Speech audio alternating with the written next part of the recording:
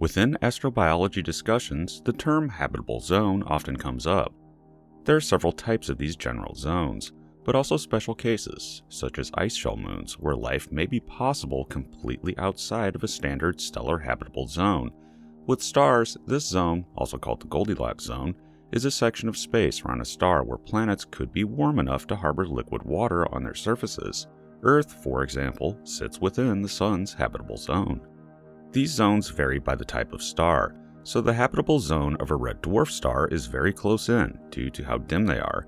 As we deal with larger classes of stars, this zone is located further outward, and indeed when the Sun swells to its red giant phase, its habitable zone will likewise migrate outward as well.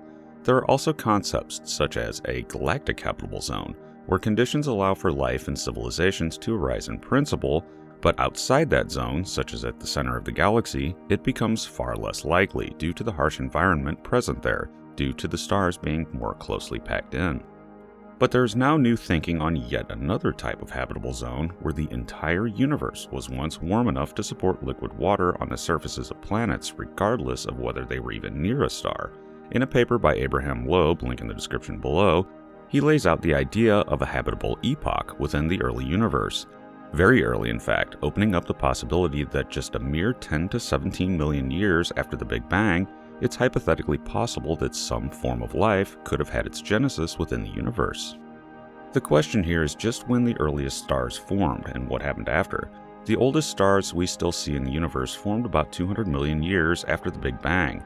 However, one of these ancient stars, called the Methuselah star, even for its age, appears to contain heavy elements, which would have been created in supernova explosions from even earlier stars than this. Also, quasars are seen to have metals in their spectrum, and other evidence pushes the date back to about 180 million years after the Big Bang when the first stars, conventionally speaking, formed.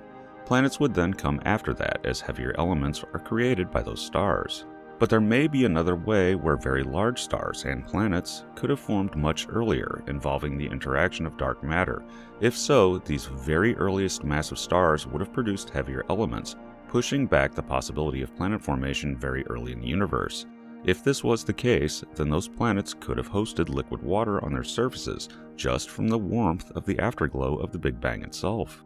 But this period would not have lasted long, only about 6 to 7 million years before things cooled off to the point that habitable zones around stars would have started to take shape, and the liquid water freezing on worlds not within them.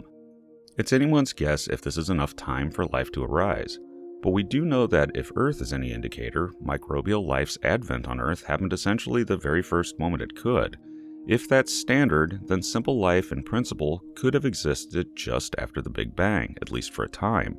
And if one of those early hypothetical planets happened to be within the habitable zone of its star to the point that it's still around and has maintained the conditions for life the entire time, then it could be, though probably a long shot, that there are planets with life out there nearly 3 times older than that of Earth.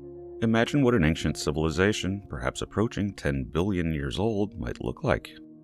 Thanks for listening. I am science fiction author and futurist John Michael Godier, currently planning a vacation of sorts. This coming June, in conjunction with astrotours.com, link below, I will be joining Paul Sutter, Fraser Cain, and other science YouTubers for the All-Stars Party at Joshua Tree National Park. For details, visit astrotours.com. And no, I won't be driving the LeBaron cross-country. I think it would make it, pretty sure. It only has 300,000 miles on it, but why put undue wear on the interiors? And be sure to check out my books at your favorite online book retailer and subscribe to my channels for regular in-depth exploration into the interesting, weird, and unknown aspects of this amazing universe in which we live.